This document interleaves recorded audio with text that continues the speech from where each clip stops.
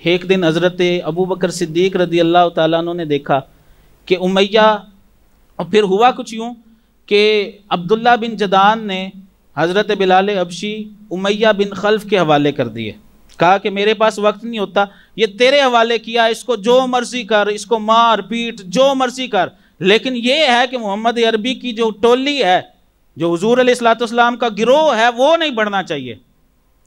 اب کفار مکہ بڑی تکلیفیں دیتے تھے، بڑی اذیتیں دیتے تھے۔ حضرت بلال حبشی رضی اللہ تعالیٰ عنہ کو گرم ریت پر لٹایا جاتا، آپ کو گرم ریت پر گھسیٹا جاتا، بڑے بڑے پتھر آپ کے جسد اطہر پر رکھ دیے جاتے، لیکن آپ احد احد کی صدائے بلند کرتے رہتے۔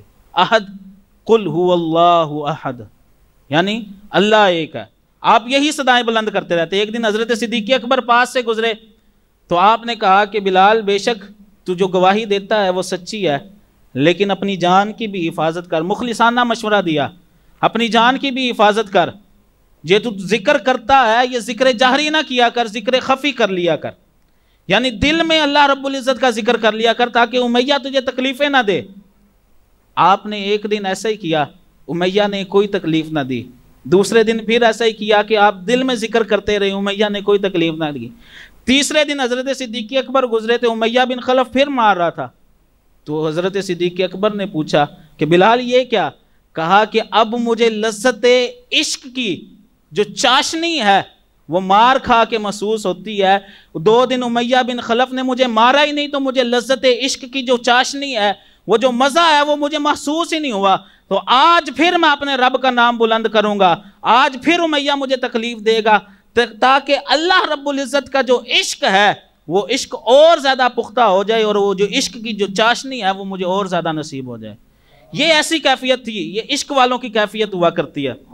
خیر، وقت گزرا، حضرت بلال حبشی رضی اللہ تعالیٰ عنہ تکلیفیں، اذیتیں مبتلا، تکلیفیں اور اذیتیں برداشت کرتے رہے۔ کسی نے پوچھا کہ بلال، اگر تیرا خدا اور تیرے خدا کا رسول سچا ہے تو وہ تجھے بچا کیوں نہیں لیتے؟ تو حضرت بلال حبشی رضی اللہ تعالیٰ عنہ نے بڑا ہی عجیب جواب دیا۔ آپ نے فرمایا کہ جب تم کوئی پیالہ لیتے ہو تو اس کو ٹھوک بجا کے دیکھتے ہو کہ پکا ہے کہ کچا ہے؟ اس نے کہا جی بالکل دیکھتے ہیں۔ فرمایا کہ میرا رب مجھے ٹھوک بجا کے دیکھ رہا ہے، بلال کہیں کچا تو نہیں۔ کہنے لگے جب امتحان میں پاس ہو جائیں گے تو انشاءاللہ رب کا رسول بھی خرید لے گا، رب بھی خرید لے گا۔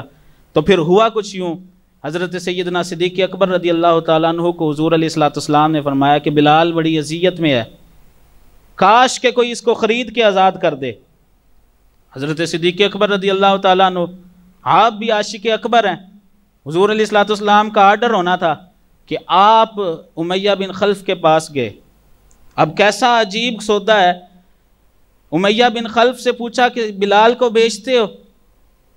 تو اس وقت جو ہے یوں سمجھ لیجئے کہ 50 درہم جو حضرت بلال حبشی رضی اللہ تعالیٰ عنہ کی قیمت تھی اس وقت، اس نے کہا جی کہ میں سودا ہی، میں قیمت ہی وہ لگا دوں گا کہ مسلمان خرید ہی نہ سکیں۔ اس نے کہا جی کہ میں 2000 درہم میں بیچوں گا۔ حضرت صدیق اکبر نے کہا مجھے سودا منظور ہے، 2000 درہم لے اور بلال مجھے دے دے۔